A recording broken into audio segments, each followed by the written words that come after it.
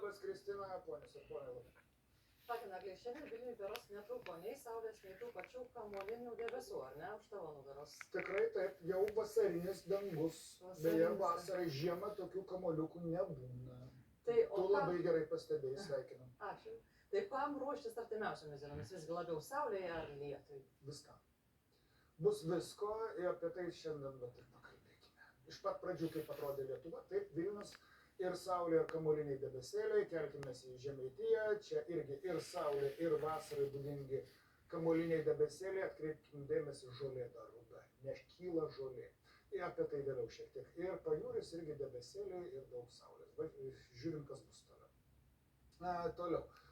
Orus lems tokia aukštesnio slėgio sritis, jos galbūt pakraštys. Ir artimiausią parą tos debesuotumas Lietuvoje bus arba nedidelis, permainingas, galbūt šiek tiek bus pajūryje.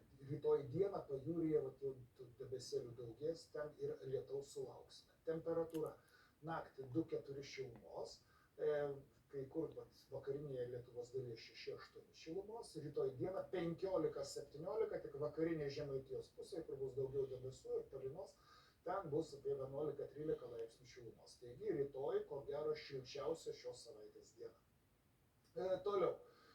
Per kitas 2 paras bus ir debesų, ir lietaus. Ne visą laiką, nedaug, nelabai daug, bet palynos tai šiandien, tai ten vis palynos. Tai čia labai gera žinia, nes aš savo daržą patrėšiau ir trąšas netirpsta, taip ir guli po žemės.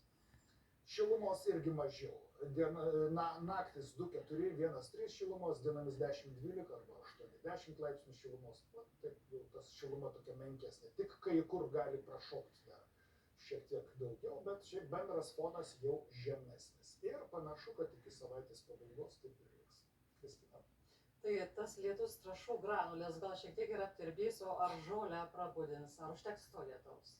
Šiaip bendrai paėmus tas bendras lietaus kiekis nebus didelis, tai čia tik tai taip, žinai, kosmetinis toks. Jau tam, kad būtų ta gamtai toks impulsas rimtesnis, tai to lietaus turėtų būti gerokai daugiau. Kol kas gamtą gelbsti tas faktas, kad po žiemos dar žemė drėgna. Lauksim lietaus? Taip, bet lauksim lietaus.